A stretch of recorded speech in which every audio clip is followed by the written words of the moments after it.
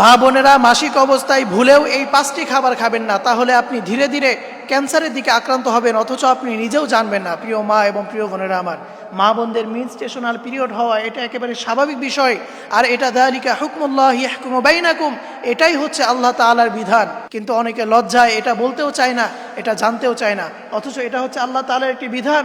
আল্লাহ রাব্বুল আলামিন তার হাবিবের মাধ্যমে জানিয়ে দিয়েছেন, ওয়ায়াসআলুনাকা আনিল মাহিদ কুল হুয়া আযা, হে রাসূল ওয়ায়াসআলুনাকা আনিল মাহিদ, লোকেরা যদি আপনাকে হায়েস সম্পর্কে জিজ্ঞাসা করে, কুল, আপনি বলুন, হুয়া আযা, এটি একটি কষ্টদায়ক বিষয়। এই জন্য কোনো মা বোনের যদি এই মাসিক না হয় তাহলে বুঝতে হবে সে অসুস্থ। এই জন্য মা বোনদের মেনস্ট্রুয়েশনাল পিরিয়ড হওয়া এটা একেবারে স্বাভাবিক বিষয়, এটা লজ্জার কিছু নাই, আর এটাই হচ্ছে আল্লাহ তাআলার বিধান।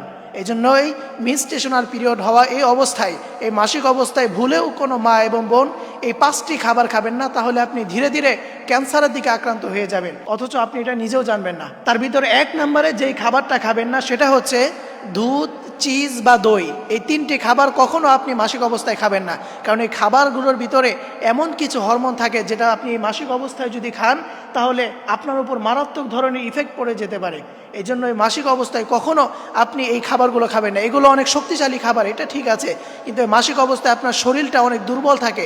এই অবস্থায় যদি আপনি এগুলো খান তাহলে এর ভিতরে এমন কিছু হরমোন থাকে যেগুলো আপনার শরীরের উপর অনেক বড় ধরনের ইফেক্ট করতে পারে।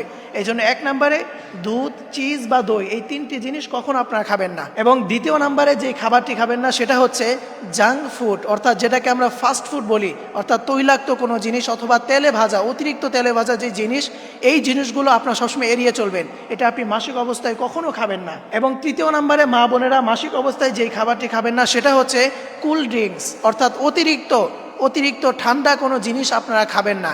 কারণ আপনি যদি মাসিক অবস্থায় অতিরিক্ত ঠান্ডা কোনো জিনিস খান তাহলে একাধিক গবেষণায় দেখা গিয়েছে মেয়েদের ইউটেরাইন ওয়াল, অর্থাৎ মেয়েদের যে একটি জরায়ু থাকে যেখানে গর্ভধারণ হয়, সেখানে কিছু রক্ত থেকে যায়।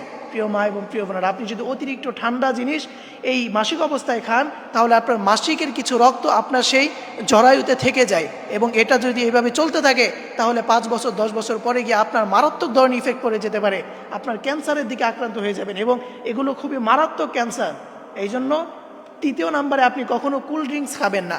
এবং 4র্থ নম্বরে আপনারা শশা খাবেন না। মা বোনরা যখন মাসিক অবস্থায় থাকবেন ওই সময় আপনারা শশা খাবেন না। এবং 5ম নম্বরে মা বোনেরা মাসিক অবস্থায় অতিরিক্ত লবণ খাবেন না। সবসময় আপনার লবণওয়ালা যে জিনিস এটা থেকে আপনারা এড়িয়ে চলবেন, অতিরিক্ত লবণ তো কখনো খাবেন না। এই জন্য এই 5টি খাবার কখনো আপনার মা বোনেরা মাসিক অবস্থায় খাবেন না, তাহলে পরবর্তী সময় আপনি মারাত্মক ধরনের ক্যান্সারে পড়ে যেতে পারেন। আল্লাহ আমাদের সকল মা এবং বোনদেরকে এই 5টি বিষয় থেকে এড়িয়ে চলে আমাদের সকল অসুস্থ থেকে আমাদের হেফাজত করুন। সকলেই পড়ি আমিন।